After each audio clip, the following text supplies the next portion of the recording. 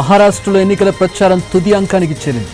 నెల రోజులుగా హోరెత్తిన మైకులు ఈ సాయంత్రంతో మూగబోనున్నాయి. ఎల్లుండి ఎన్నికలు జరగనుండడంతో సాయంత్రం 5 గంటలతో ప్రచారం ముగియనుంది.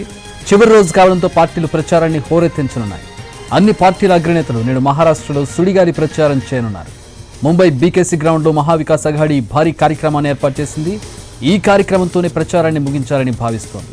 కాంగ్రెస్ తరఫున అగ్రనేతలు మల్లికార్జున ఖర్గే, ప్రియాంక గాంధీ, రాహుల్ గాంధీలు విస్తృత ప్రచారం చేశారు. ఎన్సీపీ అధ్యక్షుడు శరద్ పవార్, శివసేన అధినేత ఉద్ధవ్ ఠాక్రే కూడా సుడిగాలి ప్రచారాలు చేస్తున్నారు.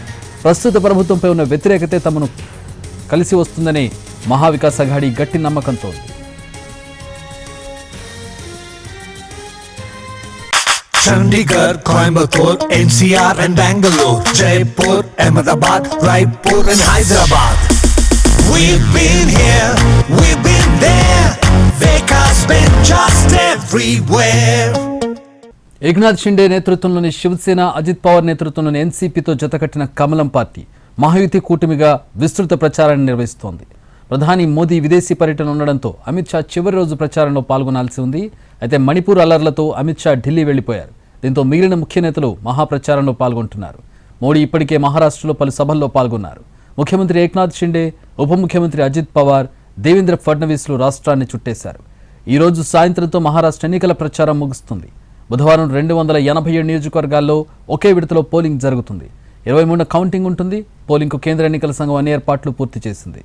మహాయుతిలో బీజేపీ 148, శివసేన షిండే వర్గం 80, ఎన్సీపీ అజిత్ వర్గం 53 చోట్ల బరిలోకి దిగాయి.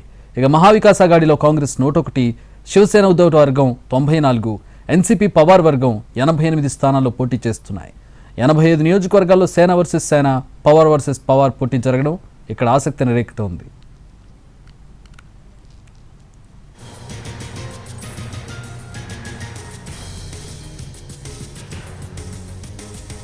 మహారాష్ట్రతో పాటు జార్ఖండ్లోనూ బుధవారం 2వ దశ పోలింగ్ జరుగుతుంది. 38 నియోజకవర్గాల్లో 528 మంది అభ్యర్థులు బరిలో ఉన్నారు.